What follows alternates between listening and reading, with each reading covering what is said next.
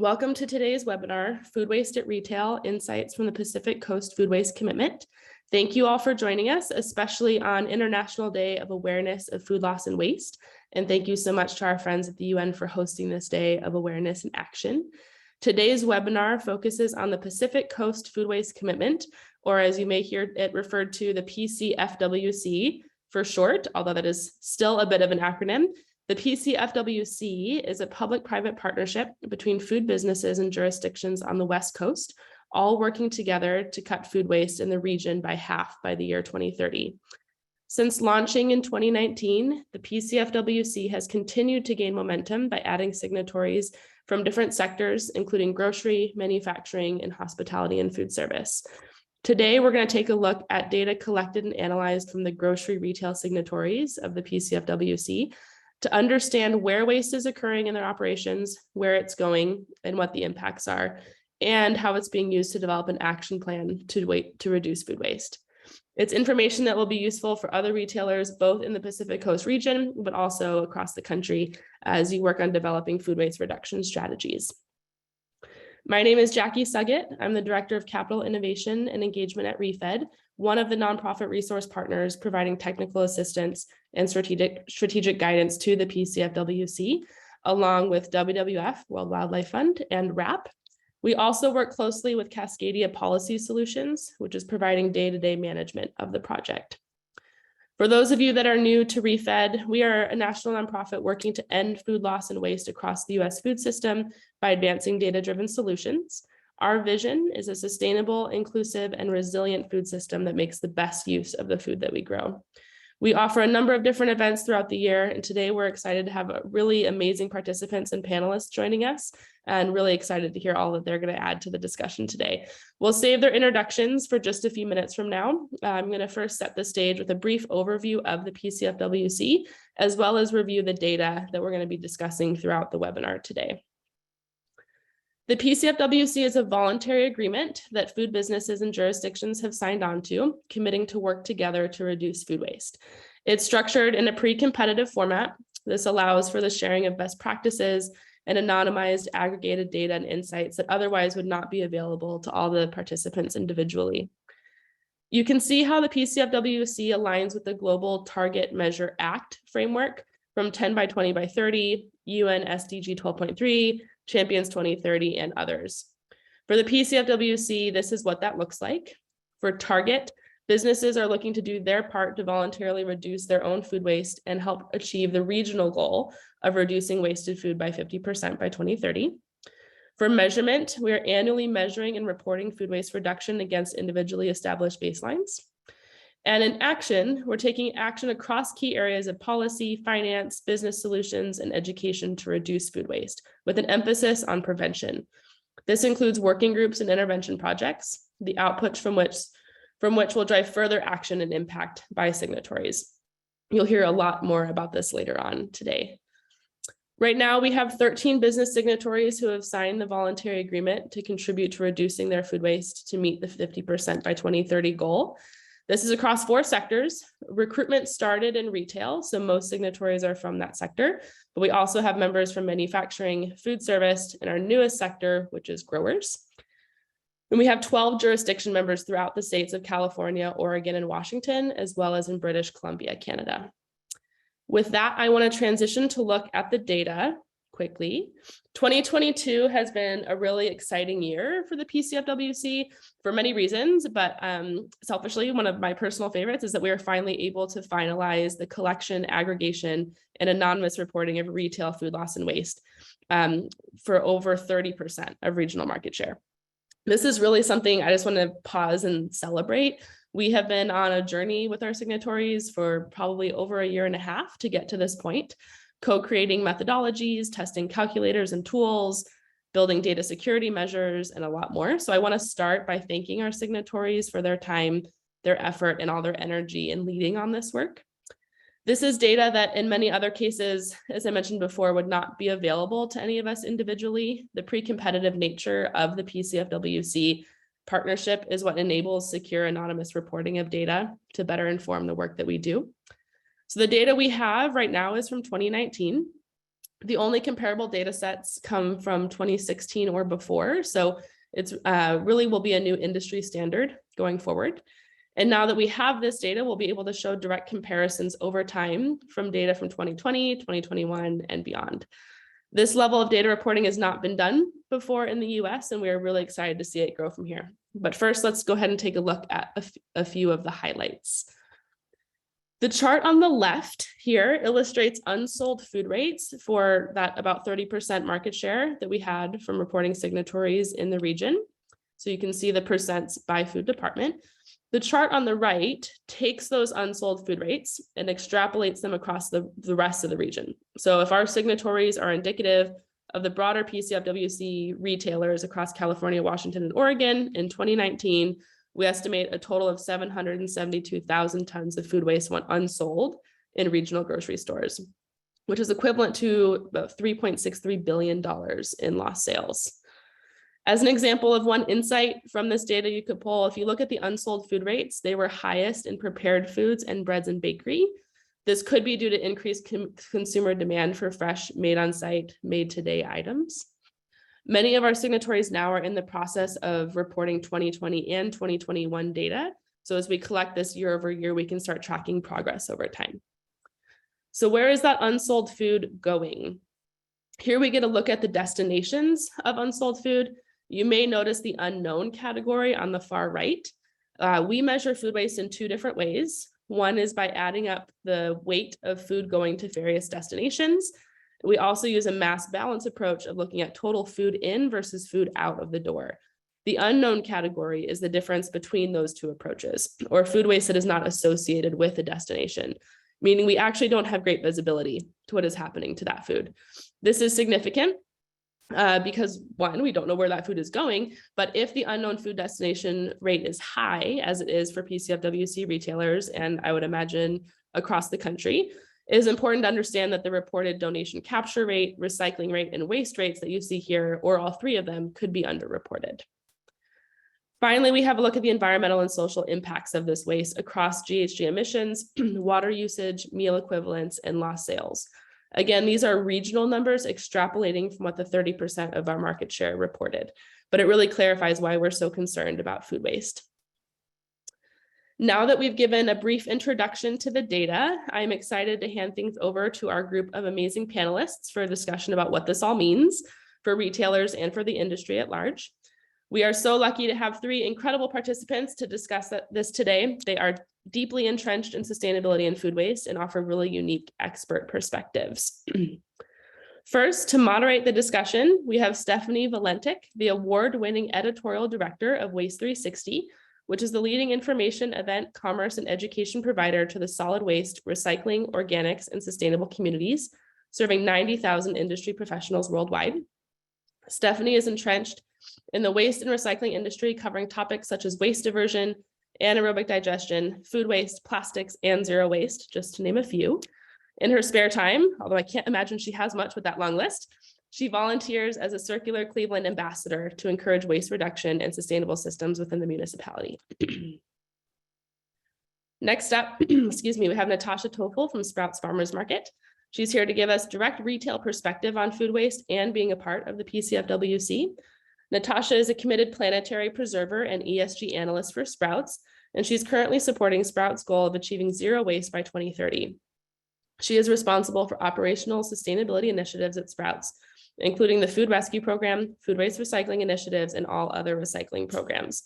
She's been a really great collaborator with us on the PCFWC project as well. Finally, we have Andy Herrig from FMI, the Food Industry Association, and the Food Waste Reduction Alliance. Andy is Vice President of Tax, Trade, Sustainability, and Policy Development for FMI. I just want to highlight that FMI was part of yesterday's White House announcement on hunger, nutrition, and health. And we'd love to see that happening across all these initiatives. FMI has committed to internal benchmarking and annual reporting to ensure consistent progress. So that really aligns well with our discussion today. A bit later, we'll also be joined by Alex Nichols-Venuesa, who is Program Manager for Food Loss and Waste at World Wildlife Fund.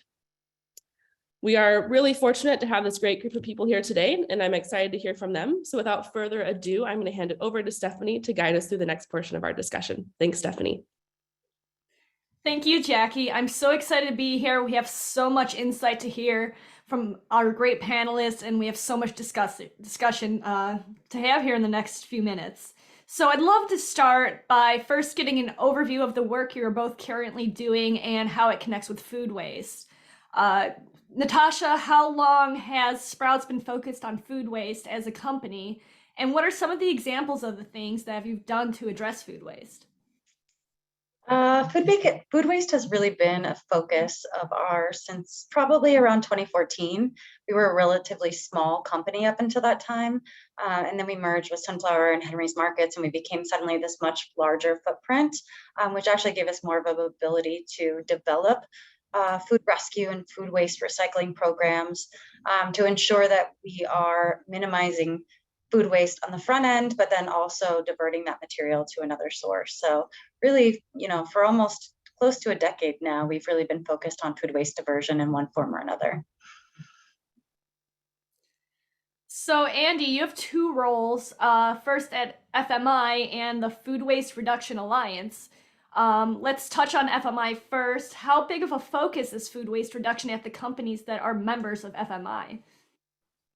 Yeah, it's really one of the top issues that they're dealing with on the sustainability front. And part of the reason is it covers so many different areas. It has, if you look at food waste, it has a huge economic impact on companies. Anything that they don't sell that doesn't go out the front door has to be disposed of, and there's significant costs associated with that. But there's also environmental impacts and feeding impacts. I've had more than one of our members kind of say to me, if we could get our food waste profile right, that would go a long way towards addressing our greenhouse gas footprint and a bunch of other areas. So we actually had a survey recently that AC Carney did for us of our members and their sustainability goals. And food waste was one of the top three. And it was an interesting focus, not only within the company, but an outward looking approach to it that addressed both consumer behavior and the industry as a whole. So I think it's a really, it's an interesting area and an interesting time for that, especially coming out of COVID. It really is. So now tell me a little bit more about the Food Waste Reduction Alliance. How did it start, and what do the member organizations of FMI, the Consumer Brands Association, and the National Restaurant Association do to promote the cause among their members? Yeah, so FWRA dates back to 2011, and I should give a shout out here. I was not one of the founders of it. My late colleague, G. Von Zastro, Megan Stash from CVA, and Laura Absher from the National Restaurant Association all sort of took the bull by the horns and said, we need to address food waste as an industry, and really looked at how they could do that through increasing donation. And when donation is not possible, how to make sure that food does not end up in landfill. And there was really a supply chain approach to that. If you think about it, both the Restaurant Association and the retailers, we both have a consumer facing focus and have not exactly the same issues, but sort of similar issues.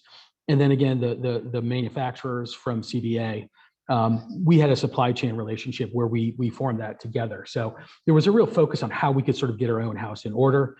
The early MOU for founding the FWRA actually said that they will not touch agriculture and they will not touch consumer facing issues. It was strictly about how we get that supply chain in order. That's evolved over the years, and we're not very strict about those restrictions anymore. But really, there's a deep focus on how to share the experience we've had.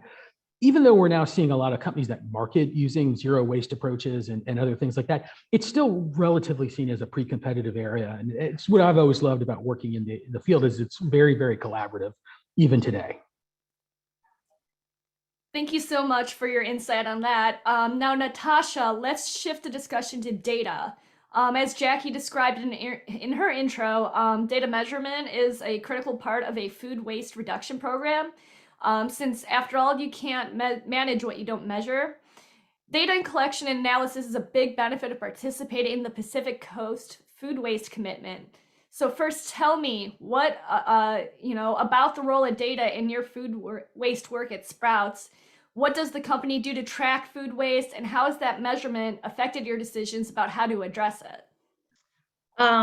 This is one of my most favorite things to talk about, just because we came to the realization pretty quickly. The extremely crucial role that data plays in really understanding our waste footprint when it comes to food waste. And so shout out to our sustainability manager, Justin Kaser. He worked very closely with waste management to develop a scorecard for all of our stores.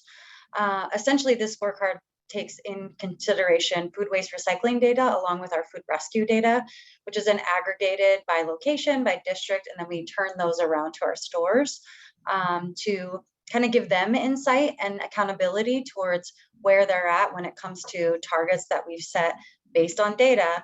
And those targets are constantly shifting as we move closer and closer towards the goal of zero waste. And it's evolving in terms of, we have a good model right now. And then as we're digging in deeper and deeper into the different material streams that actually, can be considered food waste and what that looks like. We're also working with waste management to analyze audits that have been conducted in the past to kind of get even deeper into, okay, where is this gap? As Jackie mentioned earlier in the presentation, we're now trying to figure out and analyze, dissect, and get rid of that 31% gap. Because we just want to make sure that we can account for, through the data, every piece of material flowing in and out of our stores. So exactly, what was the data collection and process like for the Pcfwc? We definitely had a few challenges just because, as I mentioned, we were, a really small company, and then we've kind of grown exponentially. And so we're really just starting to get behind precise data metrics and scanning in terms of a whole company. And so one of the bigger challenges for us was really identifying the different metrics that Reef had used to convert. So for example, units of measure and things like that, because we just didn't necessarily have all of that precise data available as of yet. But as I mentioned, our systems are evolving. And so for 2020 and 2021 data collection, I think the process will even be smoother than it has been. Okay, so now that, we've heard a little bit about that, let's dig into this data a little bit. Were you surprised by any of the results of what you saw in the aggregated data that Jackie just shared? Any departments with high waste rates, unknown diversion categories, or anything like that? Actually, I'm pretty close to the data on a day-to-day basis, so it's really not that surprising. What I would like to see, and I think is a potential opportunity, for all retailers, is I think creating that balance amongst team members across the country where they understand that our priority is not just to divert food waste. It's a combination of things. It's our reduction efforts, but then in addition to that, the priority is to really feed people first, especially in this state of the world that we live in today. The one thing that we can really do to have an impact on each other is foster a sense of community. And so that's part of what I do when I travel across the country is, yes, diversion is important, but just thinking about it on that scale tends to show that kind of lopsided metric where we see 42% of the food waste aggregated went to recycling. And obviously, we're in the business of making money. That's our first priority. But on top of that, we want to make sure that, we're having an impact on our local communities in a positive way. And so I think that's where we can kind of identify and hopefully shift that narrative and kind of more even the playing field when it comes to, what percentages are going where.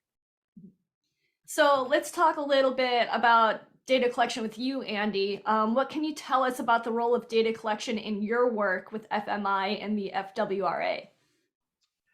Yeah, it's really at its core because, as you said, what you don't measure, you don't manage. And I was smiling when Natasha was talking because I was involved with some of the early data collection that Jackie mentioned going back to 2016 and slightly before that. And when we did that, it was incredibly difficult to do. People were measuring for the first time. I will tell you, I ruined more than one suit digging through a dumpster on that front. We had lots of people who they reported data the first year. They came back the second year after they had put some remediation programs in place and had higher levels of food waste. And what that was a result of is they were just capturing more of it. They were doing a better job of measuring, which is a good thing, but it can make for some awkward conversations with your boss to say, hey, no, it's great. Our numbers went up and that shows that we're getting better at it. And I also think the other challenge that we had, and again, Natasha hit on it, so I'm glad to see the improvement, but also take a little comfort that there's still some of these challenges out there, and I'm not that far behind the curve, but is what do you do with this data? When we collected it originally, a lot of times it was, okay, it's great. Some of it sort of goes towards shrink issues, some of it goes towards our community relations issues, but we don't really know what to do with it as a whole. We just didn't have the data analytics in place. The companies didn't have necessarily, and I know I'm using this word incorrectly and I hate to use it this way, but it's sort of a holistic approach to food waste. It was often siloed off in different areas. And so I think one of the things we've worked at as we've continued to move forward at both FMI and FWRA is as our members set goals and as the industry itself sets goals on food waste reduction, to make sure that we are helping them overcome some of those obstacles. And it's sometimes a tough message to say, just start measuring. You get better at it, you will do better. The good news is if you start today, it's much easier than it was if you started 10 years ago, but it is still challenging and there's still obstacles that have to be overcome going forward. But again, because the analytics are so much better and because people have kind of learned, how do I use this data to develop a plan of action where it's not just sitting out there and it's sort of, we're scratching our head and feeling bad because we're not accomplishing what we would like to. It's important that, again, you have more and more people measuring, more and more people engaging, and being transparent on that too.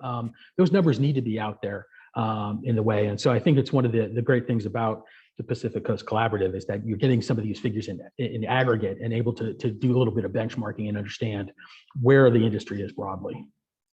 So what exactly have you learned along the way about the importance of collecting and measuring data? Yeah, I mean, I think it's the important first step. And the other important thing is, and again, I think Natasha referenced this, I don't want to just keep riding your coattails on this, but is the business case is so much easier because the data we do collect, we can now convert much more into a dollars and cents approach. Originally, it was often in pounds or tonnages, and it was hard to know what to do with that. It was tough to make the business case, so it was tough to get the C-suite engaged. Now that process is much easier, and that's really what I think you have to do is it starts at the top. You need to have the C-suite engaged and understanding how broad-based this issue is. But then you also need to be able to get the associates and your culture to become ingrained with how do we address food waste. That can be challenging. I work with a lot of people who are sustainability professionals, and when they had to go talk to category managers about how do we get these waste numbers down, the category manager's attitude was, hey, this isn't part of my bonus figure at the end of the year, so don't waste my time. If I get some free time, I'll call you on this. But what we've seen is really advances where now it is built into their numbers, and it is something they have to do. Again, both because of this C-suite buy-in, but also because the company itself is doing this. And I think what's really helped that is as you've had younger workers come in who've had some background in this, who've learned about this a little bit in school, they're demanding that their companies do it. And it's as important to them from a cultural issue as it is from an economic issue. And that has driven this issue, I think, more than you can say. I'm as guilty as anyone as sort of giving, millennials and Gen Z a hard time, but they have been a absolutely crucial driver of food waste reduction throughout these companies. So that's really interesting to hear. You're making a lot of great points about, having the data, getting people, getting the buy-in, getting people engaged and what's, how the industry is going to progress. And, one of the greatest things that could progress, and reduce the issue of food waste is working with competitors in a collaborative fashion, because as you mentioned, it's one industry. And it would be, creating solutions together is just going to, just move progress forward faster. So let's talk a little bit, Natasha, about working with your competitors in the PCFWC. Sprouts is working with other retailers, including Walmart, Kroger, Albertsons, and others in a pre-competitive format, through sharing the data that we've been discussing, best practices, other insights to benefit all of PCFWC's partners and the industry as a whole. So even those businesses that are not part of the PCFWC,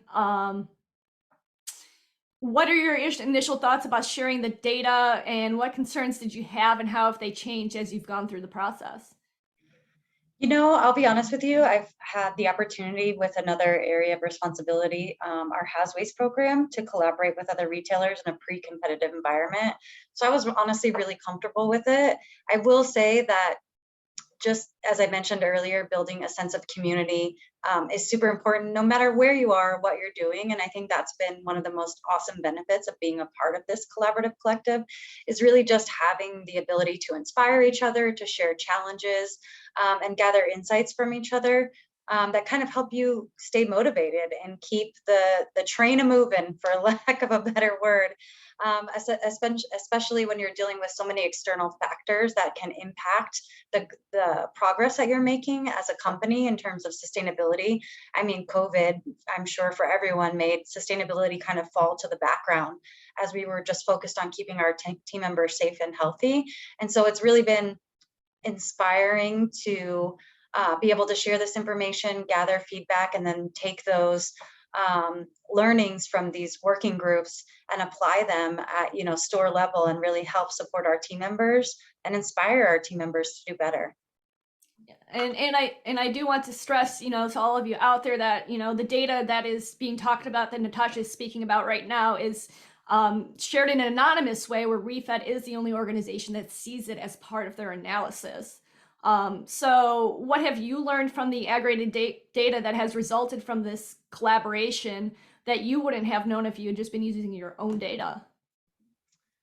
I think the biggest thing for us is really helping to identify those unknown gaps, because again, what we were focused on individually as a company was the places where we did have access to the data. And I don't think we really understood, even though now we have a much better understanding of how to capture that unknown. And so I would say that's been one of the most impactful pieces of this data sharing and collection, is really saying, okay, actually, there's still quite a lot of work to do, because we've now identified, kind of put a number to this unknown gap. And so now we can begin to take that information back and identify additional opportunities to kind of close that gap and get rid of it. That's my goal. Get rid of the gap. That's my 2023 campaign slogan. Get rid of the gap. Okay, now Andy, let's shift this discussion, talk a little bit about cross-sector collaboration. As you know, food waste is a system-wide problem, so it's going to take system-wide action to address it. And as we've mentioned, a few minutes ago, FWRA consists of FMI, CBA, and NRA all working together to reduce food waste. Tell us about some of your data-related initiatives and projects where all these sectors are involved. Yeah, it's been a really interesting challenge coming through COVID, because the food waste issues we were dealing with were sort of the exact opposite of what the restaurants were dealing with. So if you think about retail, we were not generating quite that much food waste because product was moving off the shelf so quickly. It wasn't lingering in the stores. And that was true in all fresh categories in the center store areas as well. And so we were really looking at supply chain issues. How do we address that? How do we make sure that we're not losing it in transport at a distribution center? The food service side was in a little bit of a different and more challenging area, because they were shut down in a lot of cases. And so you had suppliers in that field who were, in some cases, and there was press about this, it's really heartbreaking to see product plowed under that could have gone to feeding people, but there simply wasn't the transportation there to move it to market or to donate it. So it was really a tough time, where I think we learned about, we knew instinctively how interconnected these supply chains were, but there's very little communication and they're very distinct. And so I think one of the things we've looked at is, how can we address that using the data and using the metrics in order to make sure that we are moving forward and that we can sort of plug each other's gaps. And that's really challenging, because I do think there's an area where you still have to overcome this idea that what I do on the food service side is very different than what a retailer does. And so that is a challenging aspect of the collaboration, but it pointed to how important it was. And so what we got back from people was really, how do we create relationships in communities so we are ready to go if a situation arises that we can address this. And it's not just about having a number on a Rolodex, but I know people, I have these relationships. But then also, again, how can we understand each other's issues and use that data and use that information to help build what I would call sort of sustainable crisis-proof supply chains going forward. And that's going to be a huge undertaking. That's going to go an incredibly long way. But again, you had a heartbreaking thing where the retail numbers look great on food waste because of that incredibly high demand. Restaurant and food service, big issues. Again, you shut down, you had lots of that was left in the freezer. You had challenges at food banks because a lot of their volunteers tend to be a little bit older. They weren't able to come out during early COVID days. So there was lots of challenges on that. And I think that's what we really learned from this is this community and the need to really work collaboratively going forward and sort of go forward by sort of being proactive and preemptive in some ways and not just letting circumstances play on us. Well, thank you so much, Andy. We've been getting some great questions in the chat box during this discussion. So let's go ahead and turn to some of those. So the first question, it was mentioned in the introduction that Pcfwc is focused on prevention.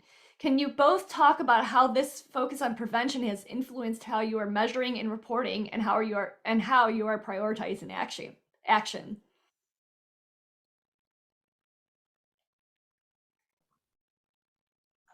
I think for us, we've tried a bunch of different methodologies in terms of reduction on the front end. One of the most successful has just been, discounting items so that way they are getting sold rather than going to waste. I think that's honestly the most successful strategy that we've seen so far.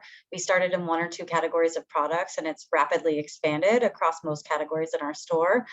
Things that were sitting on the shelf for 5-10 days now have begun to get sold and move off of our shelves. And I think that data helped provide that insight. Yeah, I think that's probably the biggest change that we saw as a result of this. Well, another question from the chat box. The breakdown by category was extremely interesting. So are there seasonal differences in food waste? Are there, do retailers notice certain times of the year where there are higher rates or days of the week?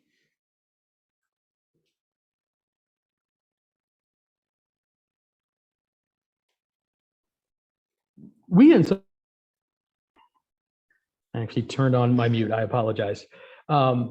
So we have noticed some seasonal differences. We tend to see higher categories at the holidays. There can be an overstocking tendency associated with that. You also see that in the consumer side of this. Again, I think the analytics are getting better, so there's less chance of that happening. And I think it's across, I said analytics, it's really across the board when you're looking at things like store design that are coming into play with how you do that and the displays themselves, how you continue to accommodate what the consumer needs and wants in their product, while at the same time addressing kind of food waste. That can be as simple as just not creating hollow displays anymore, but filling them in.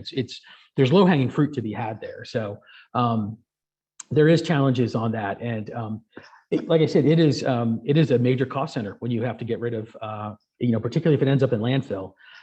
So it's important that you get this right and that you are prepared for spikes going forward, because nothing blows the end of the year like having a big spike in your waste budget going forward. So one of the issues that this participant has observed is, about SB 1383 regarding the requirement in California for the diversion of food, is the inconsistency of handling packaged food past the labeled date code. Many grocery stores are sending it to compost as soon as the date code is passed. That most food recovery organizations will accept it up to 3 days past. Any thoughts on how this can be improved to recover more rescuable food versus sending it to diversion? I think from my perspective, the biggest challenge is a standardization of date labeling, and really coming to and maybe I think that's something that we've touched on as part of the Pcfwc. Did I get that right? I still struggle with it after all this time. Is something that we've talked a lot about and have worked, even had RAP come in and add their 2 cents, which is the UK nonprofit, I believe, that's been working through some of the same issues across the pond. And really for them, it's just getting that standardization, and then collectively, whether it's through legislation or just some sort of standardization across retailers, I'm really coming to the understanding that most of the time, just because of, especially a packaged shelf-stable item, just because it's 3 days past code date, it could still be viable for 3 or 4 months after that code date.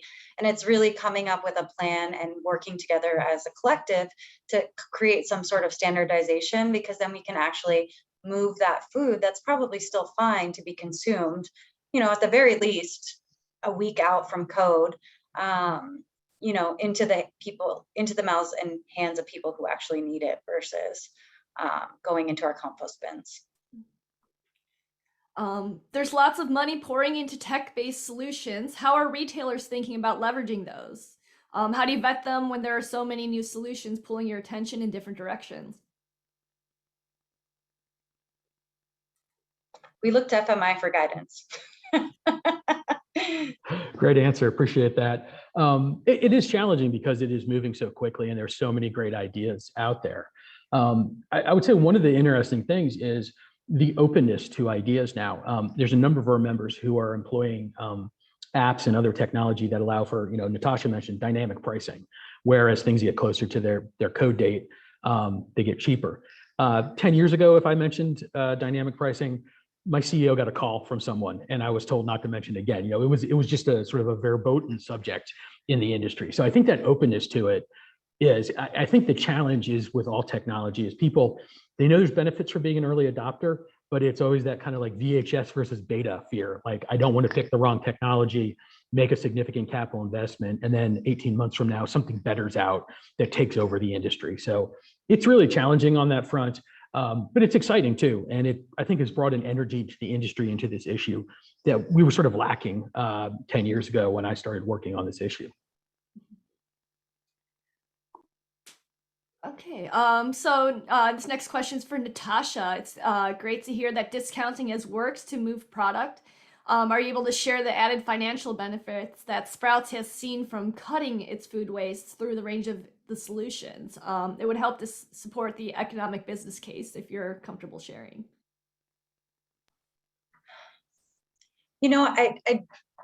I wouldn't know the exact number of additional financial benefit right off the top of my head. It's definitely something that I would have to get permission to share. But I will tell you that on both sides of the fence, whether it's through additional sales and also through waste reduction in terms of cost of hauls and disposals, even for our composting programs, we definitely have seen a financial benefit from those strategies. Does Sprouts have a corporate-wide solution or strategy for disposing of its food waste via anaerobic digestion? We have piloted an anaerobic digestion program. The problem is that there's not the workforce out in the fields to properly maintain anaerobic digesters, and it falls very low on the EPA's hierarchy of food waste diversion. I don't even know if it's an accepted way to divert food waste from the EPA standards. I think it's like at the very bottom. And so that's the biggest challenge we've had with anaerobic digestion is, when you have turnover in retail, as you do, it's difficult to maintain these. And again, there's just not the workforce out there that's trained to come and maintenance these machines. But we do still have them in a few stores where there's no other alternative, because diverting food waste is the priority, and we'll take that diversion effort however we can get it. So you've all provided insight about the business case of solutions to reduce wasted food, including the tax benefits. But a part of the industry that isn't discussed much is the sustainability and equity of relying on unpaid volunteers and transportation resources. Are there any models out there that redirect resources beyond food to those community organizations and individuals?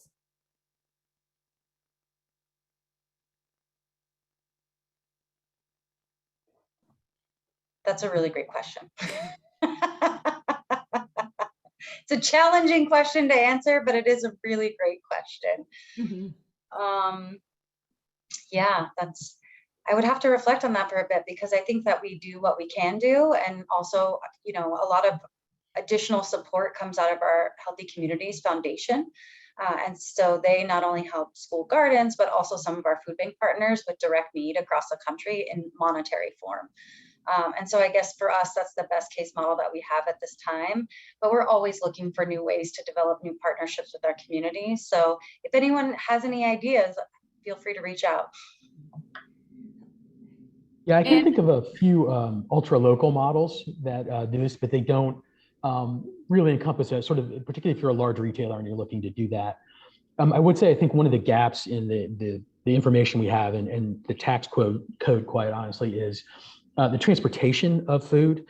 It is extremely difficult, for example, a retailer to partner with another retailer, with the manufacturer, in order to sort of combine this, make it worthwhile to actually put a truck to use that way. So I do think that needs to be addressed going forward. And that also makes it hard to get food where it's needed the most sometimes. Sometimes you see food banks where there's an abundance, there's sort of too much that almost more than they can use in some cases, and that they have to move it elsewhere. And you're not always serving the communities that need to be served most effectively. Now, Andy, you work across so many different food businesses. Are there any behaviors or decisions that you see as helping or being more successful than others in the measurement of food waste? Yeah, I think, I still think on the manufacturing side, just because they have lower levels, they tend to have a little bit more straightforward process going into it. And so there are lessons to be learned from that, but it is challenging. I would think on the retail side, the interesting kind of aspect is that it is sort of the largest companies and the smallest companies that are most successful. And I think it's the largest companies because they have the resources and the capital to put into it. And sometimes the smaller companies, usually because there's people who are passionate about it and are willing to take the time, and they're willing to build that into the bottom line. But like I said, I really think this has to be a cultural sort of acclimation that you have to make. And that's one of the challenges. If you look at someone like Sprouts, since they're here, I can name drop them. It's built into their culture. Sustainability is large, but so as they have grown, they haven't had to really sort of learn that idea. And that's really challenging. It's sort of you can't teach an old dog new tricks. You can, it just takes a longer time. So particularly with startups, that's what I say is, if you think there's something coming down the road 10 years, build it into your culture now, because it's so much easier when it's a learned behavior as opposed to sort of a taught one down the road. Well, thank you so much, Andy. We're almost running out of time here. Any questions that we don't touch on today will be followed up at a later time. So here's my final question for both of you before I hand things over back to Jackie. What is one thing that you would like people watching this discussion today to take away? Natasha, if you would like to start. I think the one thing that I would like everyone in attendance to take away is that this becomes a collaborative effort of accountability. And that, that is the way that we truly make progress and move forward, and not be afraid to share new ideas, try new things, because, very cheesily, I'll say there is no planet B. And this becomes hypercritical as we, see the impacts of climate change very presently, especially here in the US as of late. And so it's simple. We just got to work together to keep making progress.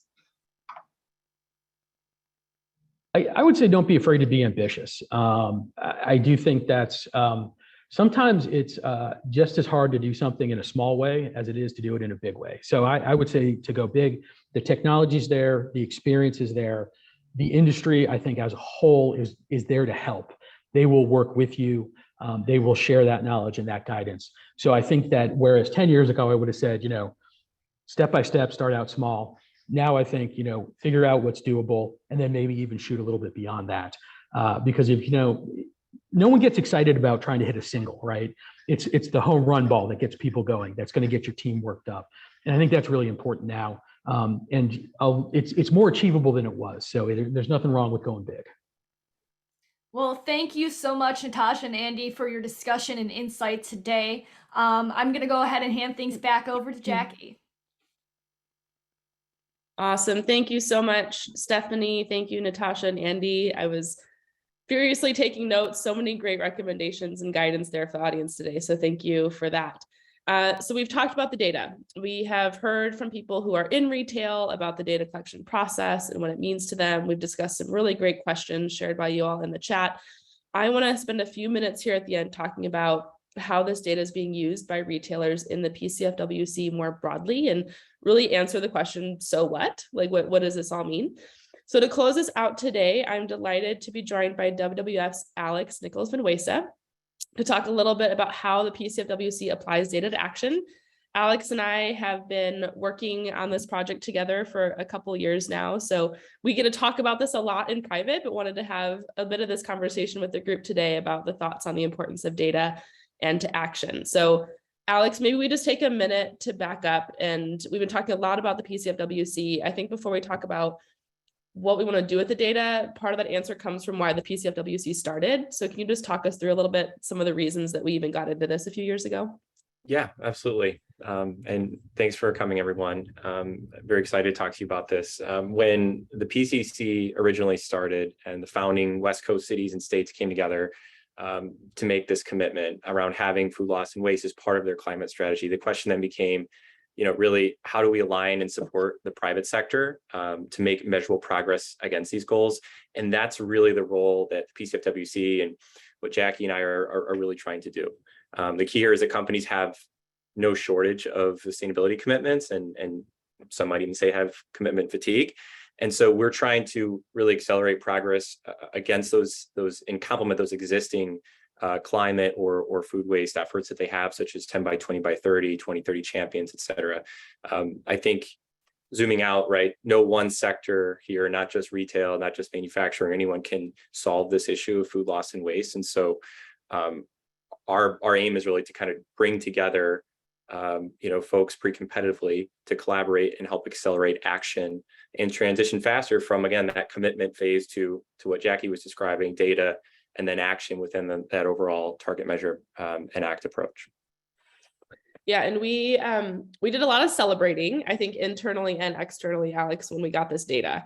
It was a huge milestone. We were really excited about it, but really, it's a starting point more than a finishing point, I think. Right. It deserves the celebration, but there's a lot more work to do. So can you just talk a little bit and share what we've been thinking as far as how this data is being used and the different ways that it can be funneling both back into the project itself and also publicly? Yeah, absolutely. The data is the backbone, but then a big part of our work is also creating a space where the business signatories can share what's working and what's not. And in addition to the data, just sort of surfacing stories on the ground, like what Natasha's doing, about what's working and sharing those stories faster and more openly than they might be able to otherwise, right?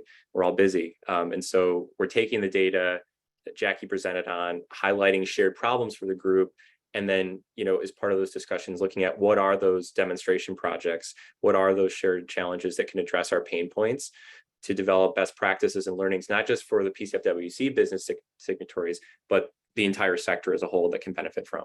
So we have working groups right now that focus on produce, that focus on dairy, food recovery, and then we have sector-specific groups as well, just for retail or food manufacturing, and then we're starting one on hospitality and food service. So, just to give you guys a flavor of what I'm talking about, some of the demonstration projects are about better understanding where and why the waste is occurring, going even further than that data that Jackie was talking about. So looking at, for instance, dairy waste hotspots. Others are about really trying to aggregate and look at the effectiveness of solutions that others might have adopted individually, such as AI inventory management and ordering solutions. Others can be around actually going in and piloting new food waste prevention and reduction strategies that, when done collectively and when you're aggregating the results, can really kind of de-risk what could otherwise be harder for a first mover to take on. And that ultimately can help accelerate adoption. So we have a few projects in that vein around upcycling, developing low waste event contracts and strategies in the hospitality sector, and then how food manufacturers, who to Andy's point are already very lean, can go even further through employee engagement competitions, campaigns to educate their employees, but then also utilize them to look for low and no cost food waste reduction strategies as well. So just to name a few. Yeah, that's great examples. You and Andy have both emphasized the systemic nature of food waste. And I think one of the largest areas of opportunity is more collaboration between upstream and downstream, and working together on these initiatives. And we're actually seeing that reflected in the makeup of the Pcfwc signatories, where we're now getting signatories from across that entire supply chain. So where are you seeing momentum and potential within that topic? Yeah, we're very excited about this, and this greater collaboration with upstream suppliers and growers to, again, collectively tackle food loss and waste, which again no one actor can do on their own. I think that we see this because other companies are already looking to reduce upstream impacts and their scope 3 emissions. And so there's interest to pursue what we're calling whole chain projects, which would really try to bring together, let's say, buyers, retailers, distributors, manufacturers, and then growers to just follow a particular product back to the farm level across the value chain, measuring and identifying where is the waste, what are the key drivers, and then the flip side of that coin, what are the big opportunities to reduce costs or to develop new revenue generating opportunities. So you're developing a roadmap to then, collectively, but at those individual stages, take action. And we've seen this approach work well in other similar public-private initiatives on food waste globally. WRAP, who's one of the research partners for the project, has done these numerous times that we're building off of as well. So you can see how there's huge potential just to drive that coordination and that transparency that, we can really uncover some gems through the process. That's great. I have two final questions that I think I might actually lump together because I imagine the answers are somewhat related. Yeah. The first is just helping us to apply this more broadly, and how can other businesses that are not yet part of Pcfwc be learning from this data and even putting it into action? And the second question is just in general, like what's next for Pcfwc? If you've been monitoring the chat, there have been a couple of questions in there about expansion. I think you just talked about this cross-sector collaboration more in some different directions. So maybe just talk to us about how this currently applies to food businesses, and then what's next? What's Alex's vision for the future? Well, first and foremost, if you're interested in learning more about the Pcfwc, please reach out to Jackie or me or anyone here on the call. We'd love to chat with you about it. But I think we're doing this work that we have been doing through the pandemic. We're very proud of. It was not easy, and we really appreciate what Natasha and others have done and stayed committed to complete. And so we're going to be producing this year and then early into next year a flurry of case studies on these different intervention projects and best practices. And so right then and there, that's something that, again, it's meant for the entire sector to be able to benefit from. What are the kind of low-hanging fruit solutions, the benefits, the challenges, as well as that data benchmarking that, Jackie, you've led so much on, to really show where the greatest opportunities are to reduce food loss and waste. And those are written not for, the necessarily the sustainability teams of the world or environmental NGOs. It's really meant to be written for the folks on the ground that are going to be potentially having to make this decision and do this work. So I want to showcase those. If you're not sure if you're going to be able to join the Pcfwc, there's still a lot of value in seeing the results of the work for those that have. And then where we go from here is, we're very lucky that we had so many retailers, especially through the pandemic, really establish a beachhead and start this project. And we're now moving back up the supply chain. So that's the vision that we have here, is to kind of get to that whole chain approach, which we know really is the holy grail, is getting that coordination across the supply chain to develop those custom roadmaps to reduce food loss and waste, and then ultimately increase our influence with companies outside the West Coast, right? And across the US and globally to adopt some of these, these measurement and best practices we're uncovering. To drive action against their commitments. Awesome. Thank you for that, Alex. Just been a great partner on this project, a great leader of the work at WWF, and also WRAP, who didn't join us as a speaker today, but I think is on the call. Just appreciate all the work that's being done to help move this forward. I also want to say thank you to all of our participants today, Stephanie from Waste 360, Natasha from Sprouts, and Andy from FWRA and FMI. We are excited and encouraged to see the growth of the Pcfwc. We're still celebrating all the work that's been happening on data, but looking to go so much further there. We are putting a link to the Pcfwc annual report in the chat. You can find all of the data that we discussed, the visuals that we had on the slides, and actually additional visuals and insights within that document. So a really great place to start if you want to dive into this data a bit further. If you'd like to learn more about the Pcfwc, you can reach out to Alex or myself. His contact info and ReFed's email address are here on the slide. You can always reach out to us with any other questions that maybe didn't get answered during the webinar today as well. So with that, a big thank you to everyone for participating. Hope you have a wonderful day, and we look forward to seeing you again soon.